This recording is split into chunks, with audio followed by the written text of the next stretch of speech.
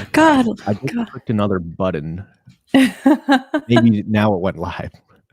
I guess we were live on one place earlier, but see if that fixed it, guys. Just put in the comments Uh-oh. if that is working now. I mean, Thanks for people your are definitely, patience, guys, as we figure this out. Okay. yeah. See Oh, if you guys. technology. When it works, it's fantastic. When it doesn't, my nervous system starts going crazy. Can you walk me Okay, through looks like some live now? okay. Can you guys see this live? Can you see us? Can you interact? Someone in YouTube say hello. Let us know you can see us. All Okay. right. Well, thanks for your patience as you sorted that out. If you're just here now live on YouTube, I guess we've been streaming on Facebook for a little bit. Yes. Thank you, Michelle, for letting us know. I'm here live with the incredible Miguel Bautista. He is the founder of the CFS Recovery Program. He has had his own incredible, intense journey with severe ME/CFS, from bedridden to now fully recovered. And he's here live to answer all of your questions. So we've been diving through those, thinking we were live on YouTube the whole time. But hey, here we are. I'm glad we could be here for the wonderful people of Facebook up until this point. So yeah, let's keep it going. What's our next question? Yeah. All right, Veronica. I've been retraining for years and tried different approaches and programs, but nothing seems to move the needle. Are there some people where brain retraining just isn't the right answer? Yeah, that's a really great question. Yeah, this is a great question. Well, what I would say is if you have done all your tests and scans and tried all the conventional approaches with doctors, even private doctors, and nothing else is working, then chances are it is probably some nervous system regulation that may need to happen. When we talk about brain retraining, also, this is probably a good topic to touch on because people hear brain retraining and they think of, oh, it's this fancy exercise you do X amount of time per day. Like you have to sit down, schedule it in, and really focus heavily on it. And it sounds like a pretty intense magical exercise, but all brain retraining is neuroplasticity. It's like reforming old neural pathways in your brain. So I always tell people, even if you have CFS, even if you were once normal and now you can't do all the things you used to do, it's not like your brain is not capable of doing that. Like it's able to do that. It just doesn't have access to those areas. It's almost like a computer software where there's certain folders that are locked away, and those folders basically hold the blueprint, the instructions on how to like walk down the street without flaring up or how to exercise without getting severe symptoms. It just doesn't have access to those areas of the brain. So what we're doing is we're trying to reawaken those areas and trying to get your brain to go down those pathways instead of just automatically going into a fight or flight stress state with any stimulation that occurs. So, as long as you've had your tests and scans done, and if those aren't working, I would highly recommend, probably stick to the brain retraining. And maybe it's not a matter of the knowledge. A lot of people, what they're really missing is the implementation. So maybe you just haven't found an approach that worked for you yet, or you haven't figured out how to translate what you're learning into your specific situation.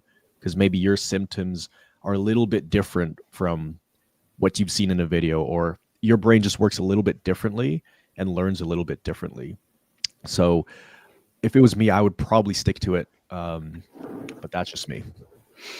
Yeah, Veronica, that's a tough question. And I know it's frustrating when you think like, I'm doing all the things, I'm doing everything that everyone's saying is working and it's not working for me. So am I wasting time going down this path? And like Miguel said, if the tests are coming up normal and we all have we'll have normal abnormalities. So we're all going to have things we find in our body. Everyone's got a certain amount of latent viruses and, bone problems, so no adult human is going to be perfect head to toe. But if generally speaking, doctors are saying you're okay, then I would stick with it. And sometimes it's hearing it explained by somebody else. Sometimes there's just a little something that clicks. Sometimes it's realizing that brain retraining, a big part of it is just stopping brain retraining and just focusing on trying to live a little bit and find some joy in your life. And the brain retraining and nervous system regulation applies to everybody. And if you're living and breathing, this applies to you, and there's no condition on the planet in which it isn't going to impact your recovery and nervous system regulation and brain retraining. Sometimes you just got to start really small, because it's like someone who's learning how to swim and we throw them into a wild, crazy ocean and then try and teach them the skills. It's just, we're setting you up to fail. So you're going to put them in the kiddie pool, in a swimming pool. So it might just be for you, like doing simple activities during the day and just notice things coming up. I don't know how mobile you are, but being at the grocery store and the person in front of you is moving too slowly and you can feel your nervous system revving up. It's just sort of learning to regulate things in those calmer everyday moments. And throughout the day, that's where you really build the muscle. And then you can sort of level up and start using it for dealing with emotions and stronger symptoms. But yeah, I would agree. I would stick with it. Yeah, I definitely would too. Yeah. All right. Great question. Next up from Hopeful. Love the name. I am severe as a widowed mom. We live with my parents. I'm so overwhelmed and can't pace because my kids need me so much.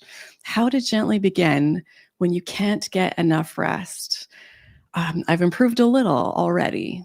That is such a great question. And we get so many like that from people. Like, I have all these very real life circumstances. I can't exist in a bubble. So how do I do this? Yeah. And that's a tricky situation, but whoever asked that question, the name is Hopeful, but probably a different real name you have. But, there have been a lot of people who have been in very difficult situations where it felt like the cards were stacked against them, and they still pulled through and they still figured out a way to recover. So the good news is it sounds like you do have some kind of support system because you are living with your parents, but you also have the responsibility of raising kids while trying to, fix yourself and recover from this stuff. So this is something we've seen, inside Recovery Academy, because we actually host caregiver calls now, because we understand that even if it's just one person sick, if they're living with other people, it's really going to be a team effort. It's going to be a group effort, because it really does make a difference when the caretakers or the support system understands what's going on. Really, a few things we try to instill with that recovery team, we call it the support system, the individual who's sick, and us, for example. One, it's understanding, having the support system understand what's even going on in the first place. Why is this person going through this? Why is Hopeful experiencing all these symptoms, and why is she severe? Two is, what is she working on right now that's going to solve these things? Why is she even coming to these calls? Why is she implementing these things? Three, what can she expect in the next month or 2 months or 3 months, right? And then how best can how can the support system best support her? So I would really lean on your parents, right? A lot of us come down with CFS or long COVID because we are perfectionists, or we tend to overdo it, or we don't really ask for help, or it's difficult for us to ask for help because we want to do everything ourselves. So that would be probably my number one suggestion, is don't be afraid to ask for help. Literally write down all the responsibilities you feel like you have, and then see what you can delegate to them, or see where they can come in and help maybe cut that list in half. And they'd probably be happy to do it. And if you explain to them, hey, I'm working on my nervous system, it's not going to be like this forever. I just need a helping hand right now. I think that's going to help. And another thing is, with kids, that can add some extra pressure to recover in the fastest time possible. I mean, I've seen it hundreds of times. There's a parent, and then there's kids. As the days and weeks and months, even years go on, they feel like they need to recover faster and faster because they're watching their kid's life just pass by. So it can feel like this heavy external pressure where you feel rushed, but I would flip that. Instead of, maybe seeing them as stressors, look at that as kind of like your North Star goal. Use that to inspire you, and kind of reframe that. Reframe it from, it's so hard to recover because I have to take care of these kids, to, I can't wait to recover. I can't wait to do all these fun things.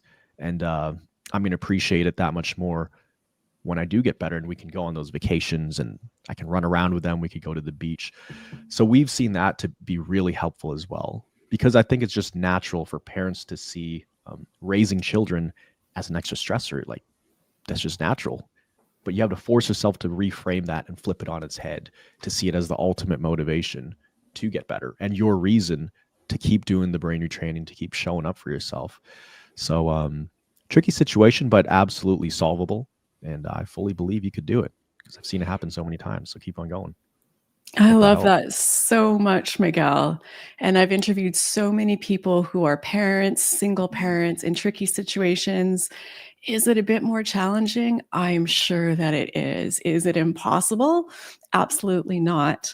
And I would just like to take a moment because you mentioned the word rest, and it's I can't get enough rest, and you have severe symptoms. So, if nervous system regulation is at the core of what's going on for you right now, of course, everybody needs rest. It's part of being human, but your body's already in shutdown. So more stillness isn't going to help you to recover more quickly. What it needs is that rewiring. What it needs is that retraining of the nervous system, that getting up and doing a few things is okay. I know it's challenging because we feel so exhausted and it just feels like if only I can get some more rest, I could do this.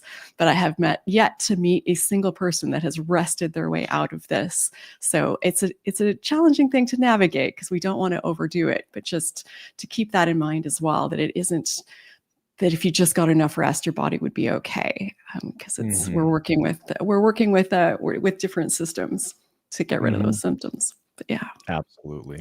All the best to you, hopeful. Okay, next question. Matt. Hey, Matt.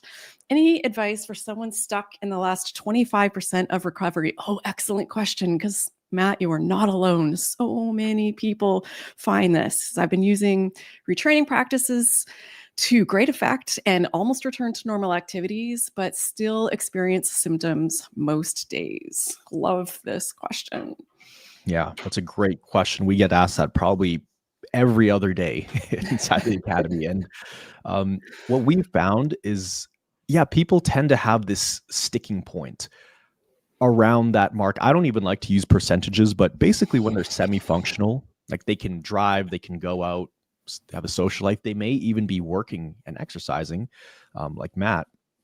But yeah, there are still little remnants of the CFS, little residual symptoms happening. What we've found to work the best is really just focusing on living life, like having that as the absolute priority. Because how it works is in the beginning of any recovery journey, right? The priority typically is heavily geared towards, okay, I got to recover. I got to do everything I can to be healthy again. So that priority is up here, recovery focused. And then everything else goes on the back burner, like your social life, work, exercise, all of these things are way down here. Focus on recovery is up here. As you get better and better, that balance starts to shift. So the priority of recovery goes down because you don't need to be as careful. You're not flaring up as much. You're not as hyper vigilant.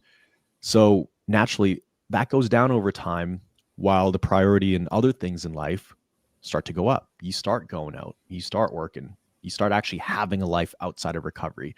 But this can kind of get stuck over here. So I would just focus more on doing these other things, like just living basically.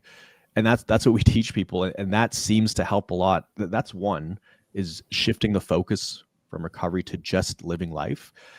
But number two, and this is a huge golden nugget. So if you have a pen or paper, just like definitely write this down. Don't focus on this whole finish line, this 100% place, because I'll tell you, because I guess I've reached 100%. I've gone well beyond that. The closer you get to it, the more you realize that whole 100% is a mirage. There is no ceiling to your potential. You know, I'm doing more than I did prior to getting CFS. Whereas my goal before was just to be functional again.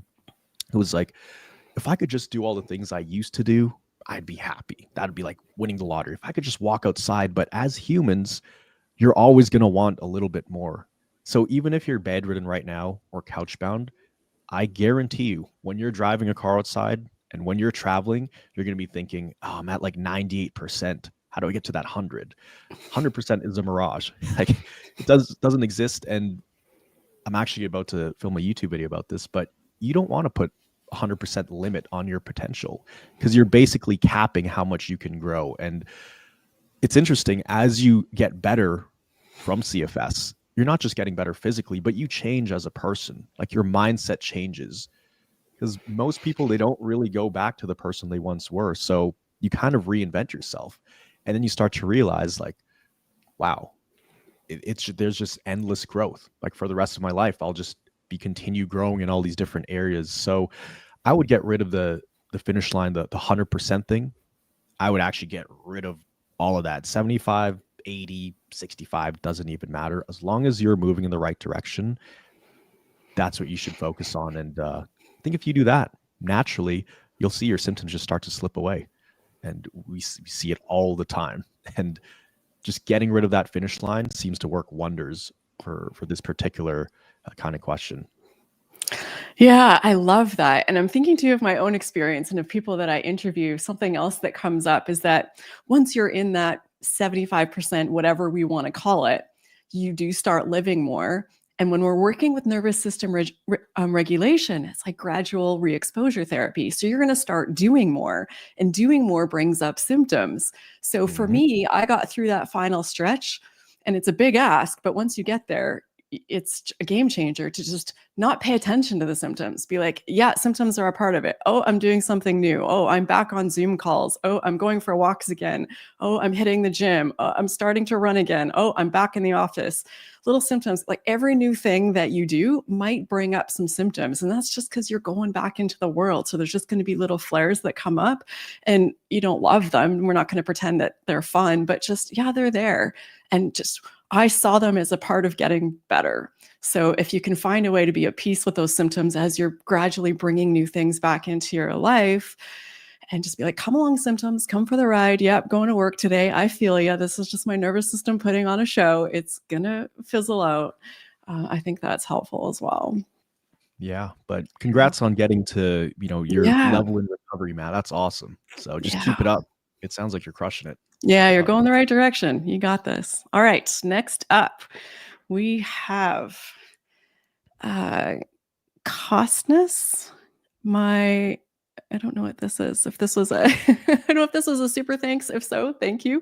Or if your name is Costness for $4.99. All right. But anyways, so your question. My heart rate goes higher and symptoms flare while car is driving. What could be the cause? Have you ever heard of this?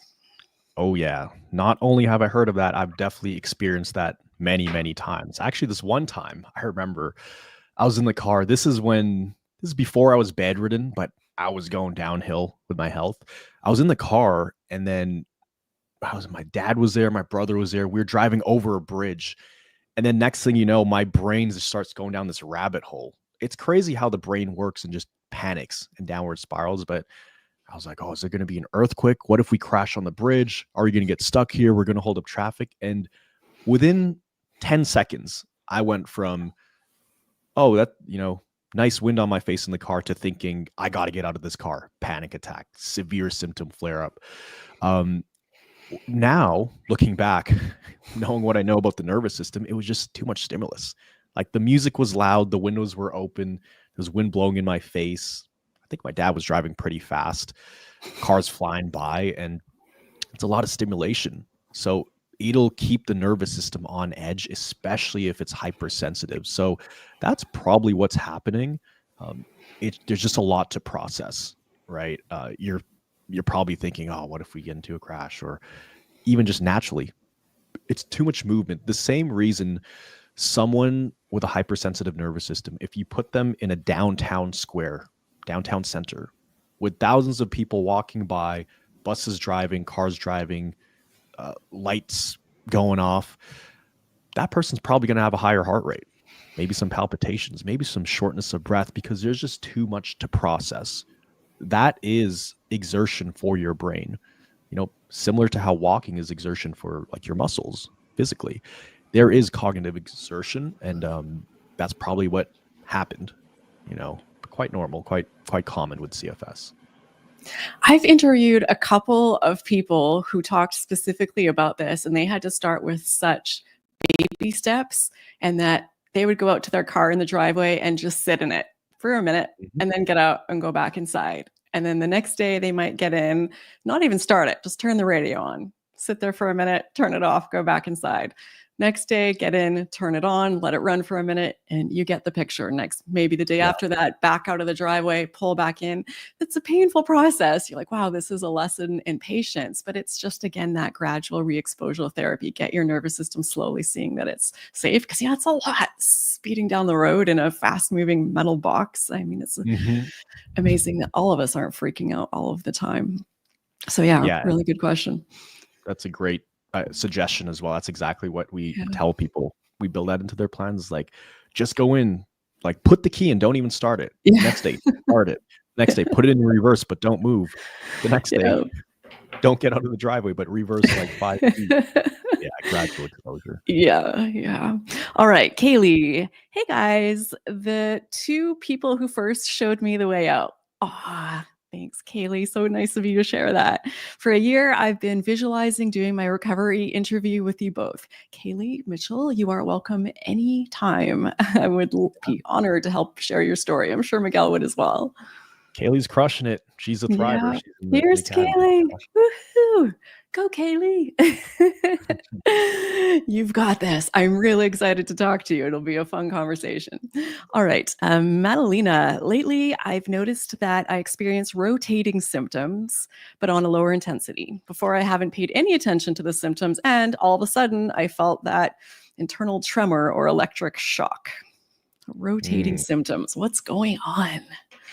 Welcome to the level up. It sounds like you're about to level up.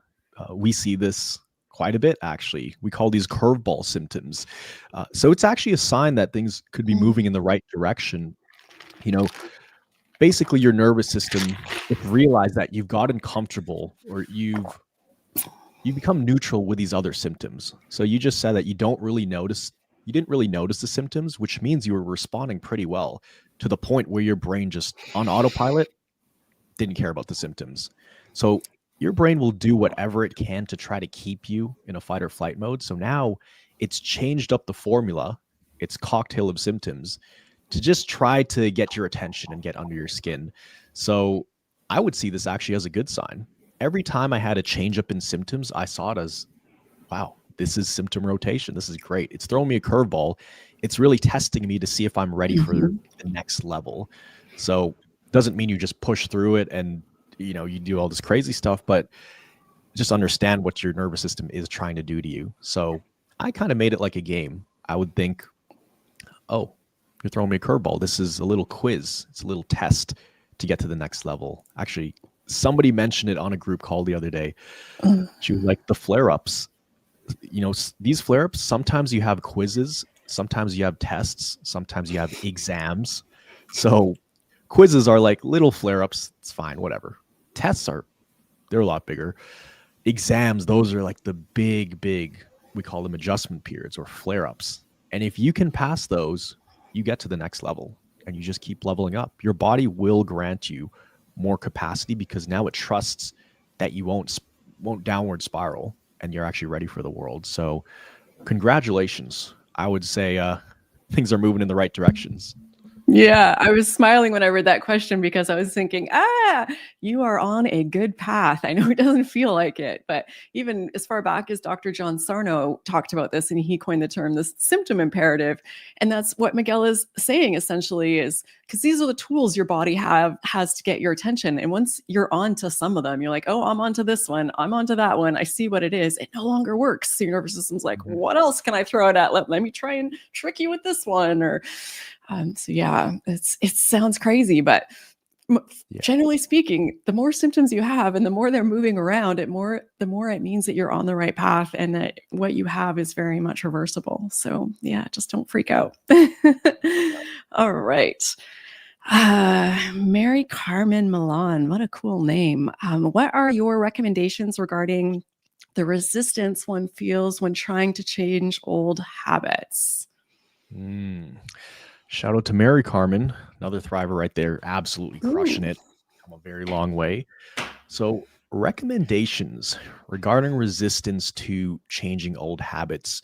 Um, Depending on how deeply the habits are ingrained, like the more difficult it will be.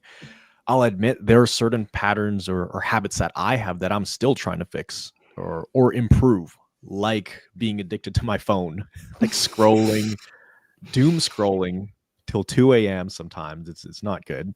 But there's also other habits where, you know, I'm trying to do more deep work or trying to exercise more consistently. Whenever there's resistance, I know that there's a quote from Dr. John DeMartini. I've taken it's a personal development coach, but basically maximum growth occurs on the borderline of support and challenge. So comfort and discomfort, right in that middle ground, that's where maximum growth occurs. So if there's some resistance in something I'm trying to change, I know that, okay, on the other side of this resistance to that change is probably something really good. It's probably a level up because nothing in life that was amazing came easy, right? Or there was some kind of challenge to get to it. So I look at it as like a next challenge for me. And the more difficult something is to attain and achieve, the more I know it's going to be worth it. Kind of like with CFS. So you could take what you learned from CFS and Murray Carmen, I know you have like made such strides in your recovery, come such a long way. So I would look at how difficult was it to recover from CFS? How many times did you have to talk yourself into doing the work and telling yourself this is worth it? Let's keep on going.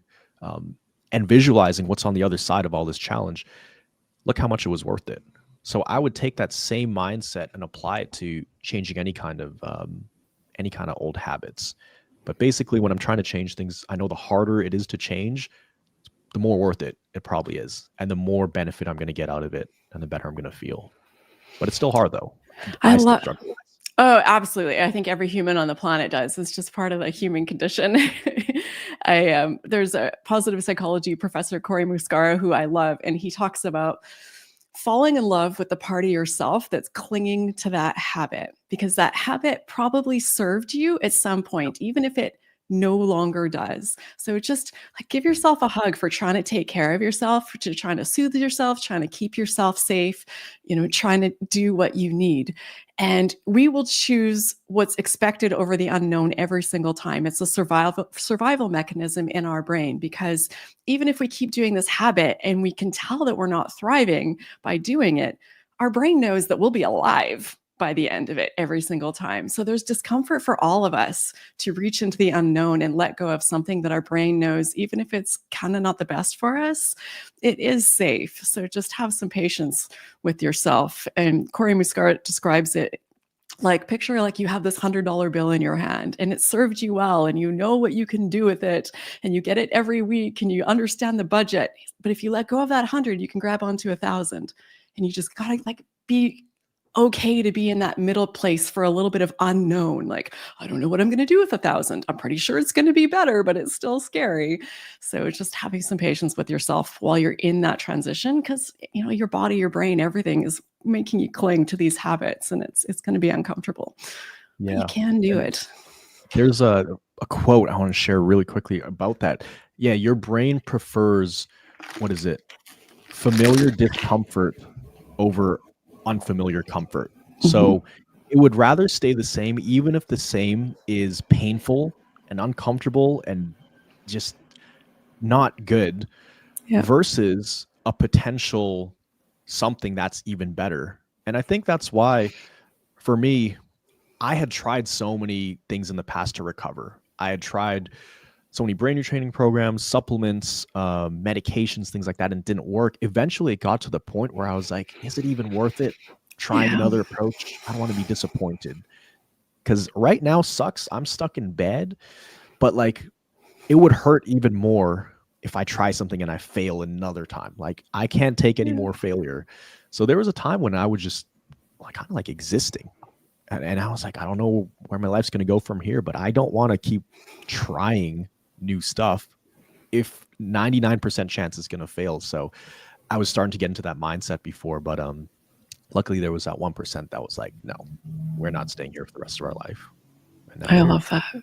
I love that. All right. Next up, we've got Johannes. I think we have this one. Had this one already. Mm-hmm. I think this was the first question. We did have this one. Okay. Sunbirder. Hi, Miguel. When I'm in an AP adjustment period, I've learned, and fatigue is very strong, how does responding well to symptoms look like in detail? Like where does it Mm-hmm. really look like to respond well to crushing fatigue? Mm-hmm. Love Yeah, that question. great question. So in terms of what it looks like physically, you wouldn't really be able to tell because this is going to be an internal, I don't want to say battle, but responding well is that all happens internally, you know. So what does it look like inside your brain? Like what's going through your mind when you are in a thick AP? What does responding well look like?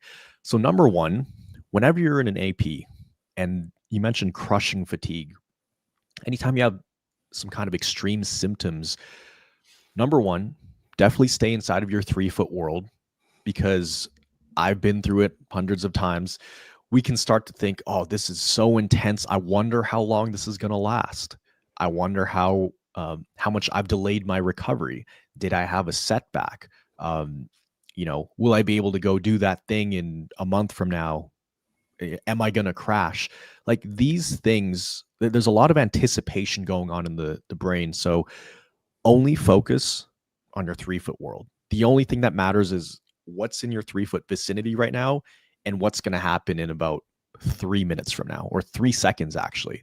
I really try to stay present in the moment, and just respond the best I could. Now, responding the best, when I was in an adjustment period, it's like I was being bombarded with intrusive thoughts. So everything I just said, these things will pop into your brain literally hundreds of times a day. Did I crash? Am I getting worse? How am I ever going to get better? I shouldn't have done that. Oh, I messed up. All these things will will pop up in your brain. You have to tell yourself, oh, you have to remind yourself it's just the hypersensitive nervous system. It's a hypersensitive nervous system. Even the thoughts, I looked at those as symptoms, because they always, all the negative thoughts increase whenever I was in a flare up.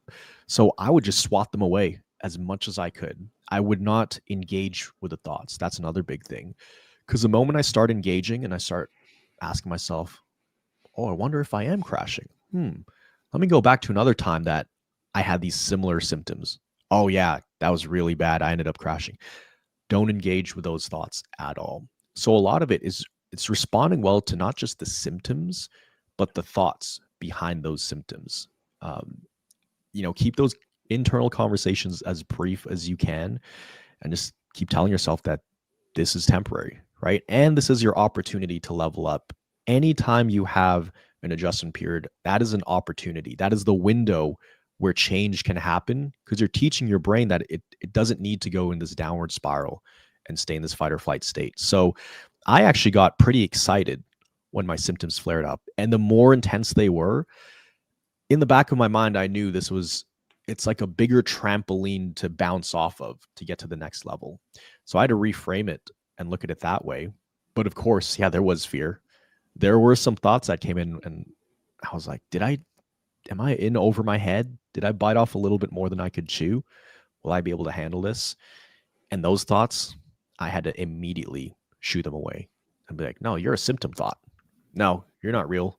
No, it's a hypersensitive nervous system. So those are a few things I would do. And I hope that helps in terms of responding well. Don't engage with the thoughts. Keep reminding yourself this is an opportunity, because then you'll start to reframe the way you see them. And even just reframing it from a very negative thing to something that can actually be positive, that will help speed up how fast you come out of this AP. Yeah, and I also would just suggest that the next time the crushing fatigue comes up, that you instead refer to it something like a silly banana. Be like, that silly banana's back. Look at it dancing around. Like, use goofy voices. Anything to take the power away. Oh, silly banana. It sounds Yeah. goofy, but anytime you can be playful and childlike and not use scary terminology to make it feel even harder. But yeah, I love that answer, Miguel. And for people who are watching, listening, I know people who are familiar with Miguel probably know exactly what he's talking about. I know you use concepts like adjustment period. And so these are coming from his CFS recovery program. So we'll, of course, have that linked in the description. If you're curious about it, if you want to learn more, there's different levels, different options, really great coaches. So all of these concepts he's talking about, that's where this is coming from. If you're primarily watching my channel and not familiar with some of these things that he's sharing. But yeah, great question. All right. Northern Light. Ooh, I like this name as well.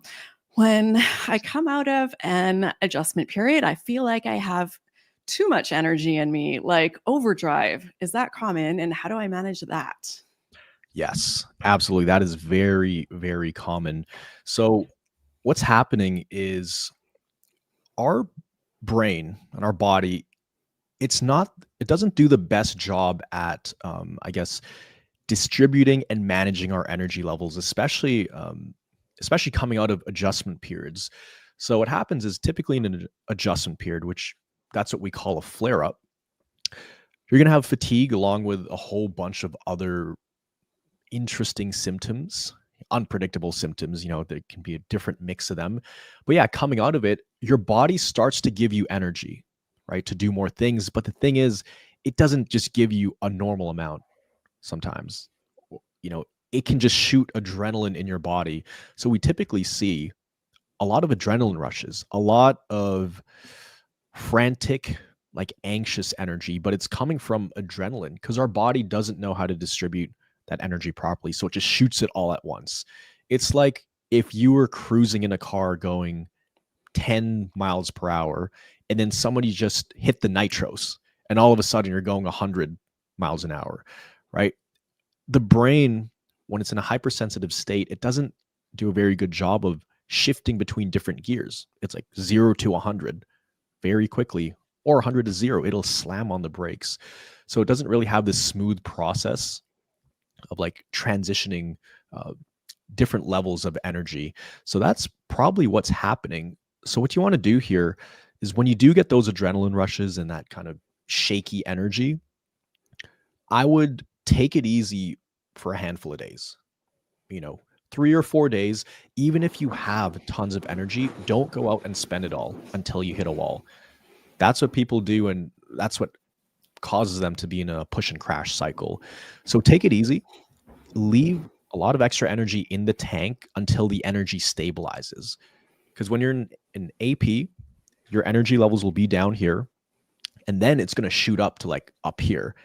Then it's going to come back down. It's going to stabilize, and you're going to feel a little bit more normal, less wired energy. So I would just give it a little bit of time after the AP until it stabilizes.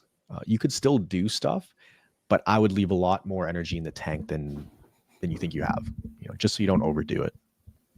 I was smiling while you were talking, Miguel, because I was envisioning sending you in a time capsule back to me when I had CFS for all of those times that came up. Because every time it happened, it'd be like, yes, let's do all the things I've wanted to do for the last month and couldn't do. And then I just, and then just, I think it's an understandable response, but I know at least for me, it never worked out well. Yeah. So yeah, really helpful. Helpful for sure. Okay, Arsh. Miguel said a quote earlier about brain preferring the familiar even with its painful. How do you deal with that? Thanks. Yeah, so this goes back to that resistance to change question, right? Our brain would rather choose familiar discomfort over unfamiliar. What is it? Yeah, familiar discomfort over unfamiliar comfort. Yeah, something like that. You guys hit the point. Just understand that I think with anything in life, not even just CFS, whenever you're trying to level up in a certain area, there's going to be some kind of barrier to get to that level. So if you have that resistance to change, just understand like that's you trying to play it safe. That's your brain trying to play it safe because it doesn't want to risk going that little bit more because it doesn't know what's going to happen. It'll rather stay the same. So I kind of covered it earlier, but but just recognizing when there is resistance to change, and also understanding that, are you wanting to change because, somebody says that you should read more books, or you should sleep at a certain time, or you should eat this diet? Are you doing it because of them, or because you really want to and it aligns with your goals and what you want to do? So when it comes to recovery, it's a little different because, I'm sure you want to get better, right? So it does align with your values to change. But when it comes to recovery, it's more like a risk thing, because a lot of people, they recover up to a certain point and they work so hard to get there. And even just getting to that somewhat functional point where they're getting by, they've had to crash so many times. They increased activity, got a little bit better, crashed, a little bit better, went backwards. So just to get to a semi-functional state, they've already been through battles. So they associate growth with pain, right? So then they start to think, is it worth it to keep on going and try to get to that, that ideal place, if there's so much pain that's going to come along with it? But the thing is, as you get better and better, you will start recovering naturally, and you actually don't have to brain retrain as much. You actually don't have to manually instill these habits. And that's the great thing about habits. They're only difficult in the beginning.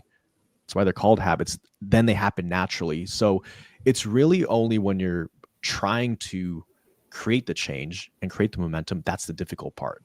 But it's not always going to be like that. It's like trying to get a giant boulder rolling. In the beginning, you'll push and push, it won't move. But eventually, once it's rolling, you have to use 1/100th of the effort, and then it'll roll faster and faster. So just getting the ball rolling, understanding that is going to help as well, help you implement change. Yeah, I find even just understanding how it works, just like with brain retraining and nervous system regulation, it helps me be more self-compassionate when I think, why do I keep doing this thing that I know isn't optimal for me, but I keep going back to it over and over and over again. And when I understand, oh, this is the path my brain's going to push me on, it's normal, it's okay, everybody goes through this. And then, like everything, once you bring it into conscious awareness, and then you can shift that path and do something new and be like, okay, it's going to feel a little strange. My brain's pushing back. That's okay. Okay, so we've got a lot of questions coming in. We're coming up just about on time. I'm thinking, Miguel, it's time to put you in the rapid fire seat and see how many we can get through in maybe the next 5 minutes. Are you ready? Let's do it. Okay, what's up next? Christina. I am in a constant state of fight or flight, like so many people are. I can never relax inside. I'm stuck in a fear loop. I'm so scared of the feeling. I haven't really gone through good periods in a long time since May. How can I get unstuck? Oh, my heart goes out to you, Christina. All right, Miguel. Yeah. So honestly, start with one thing. Just try to focus on one thing. I always recommend, if you focus on just responding well to symptoms, it's going to get you unstuck. We can get caught in the trap of thinking the more we do of all these different things, the faster we will recover, versus just keeping it simple. If you can, also another thing, if you can stay in your 3-foot world, don't think about the future, don't think about the past, don't think about how long you've been stuck at this place for. Just focus on today. That's it, and respond well. Like, I guarantee you're going to get unstuck. So get rid of all timelines. I would say that. Brilliant. Yes, so important. Okay. May New, what does the science say? What's the approach in your program? I know some people focus more on strength training while others prioritize walking outside. Ooh, a few layers to that question. All right, Miguel. Yeah, definitely a few layers. I would say our focus is starting off building a strong foundation, which starts internally, understanding the concepts. If you understand what's going on, it removes a lot of the anxiety, because you're never questioning, why is that happening? Why is that happening? You know exactly why it's happening when you understand the stuff. And then I would start adding in the basics. Like, what can you do around the house? What are some basic chores, basic hygiene, taking a shower every day, cooking your own food, then doing groceries? Naturally, you will start to get stronger and stronger. I didn't even start strength training until I was pretty functional and I could drive and do groceries and hang out with friends. Because naturally, you will do strength training as you're cooking, as you're standing in the shower. And I don't know the level of severity you're at, so it's hard to answer the question, but I would always start with understanding the fundamentals of recovery, understanding the stress threshold, adjustment periods, progress cycles, because those are applicable to all different stages of recovery. You can, if you understand that, you can recover. Very well said. Okay, next. Courageous, compassionate healing, another great name. I can feel really defeated sometimes over the length of time it is taking. How do we maintain hope and motivation? Yeah, get rid of the timelines. Yeah. I would say if there's one thing to take away from this call, it's getting rid of timelines. The timelines are the thing that's going to like handcuff people to this illness, because the longer you stay sick for, the more you're going to kind of beat yourself up and think how much you've missed. But really, I think of CFS like it's like the ultimate personal development course. So all this time that you're in this illness, it's not really wasted time. You're learning things about yourself that you never would learn about yourself if you weren't in this illness. So there is some kind of benefit that you're getting out of this that other people don't even get. People who never get CFS, they wouldn't go this deep into their own mind and understand themselves at this level because they were never forced to, but we are. So I would get rid of timelines. That's probably the biggest thing. You know, the more you focus on a timeline, the harder it's going to be to hit that timeline, and it's going to put unnecessary pressure on. I know it can sound like a really big ask, like how, and it's not that you don't care about when you're going to recover and you're not thinking about the future, because of course you want to feel better, but there's a term that we talk about in recovery, clock watching, and it's been wired into us since we were children. We want to know when everything's going to end, and when we don't, it really stresses us out. But that feeling of clock watching, it has your nervous system on high alert. So by, just as Miguel was saying, it really is important as much as you can, and it'll take time, but to let go of those timelines, because it really is going to send messages of safety to your nervous system that everything is okay. All right, one more from Carolyn. Do you think addiction to nicotine gum is a coping mechanism that needs to be fixed to move forward in recovery? Probably. If you're relying on something like nicotine gum, which is a stimulant to help you maintain energy levels, and if you're relying on it, then I could see it as being a hamper to recovery. Now, full transparency, every now and then I use a nicotine gum. I use certain stimulants sometimes. I'm drinking coffee and something called MCT powder. Yeah, we're both drinking coffee, but I know I could go without it. And I went several years without coffee. So if you're still on the recovery journey and you're relying on these external things to keep you level, unless it's medication that's prescribed to you by doctors, if it's something like a stimulant that isn't prescribed, I think it probably could hamper recovery. I'm not saying it's wrong. It may take longer for your nervous system to become regulated, but hey, if you like doing it, you can keep on doing it. Just understand what it comes with, but I think you could still recover. Yeah. Yeah, I love that. I think we all lean a little bit on these sorts of things in our recovery. It's just making sure it's not the predominant thing, and stimulants do stimulate your nervous system. So this could be working against you if this is a regular thing. All right. So a great way to finish up. Thank you so much for the super thanks. I appreciate it. Now I understand what that means. Your name isn't costing us. Does Miguel coach? Where can I find him? So yeah, a great transition over. Just tell us, what do you have available for people who are facing these conditions? Yeah. So similar to you, we have a free YouTube channel. We have over 2,000 videos on there right now. Pretty much every symptom, every roadblock someone can run into with CFS or long COVID, we have a video about it.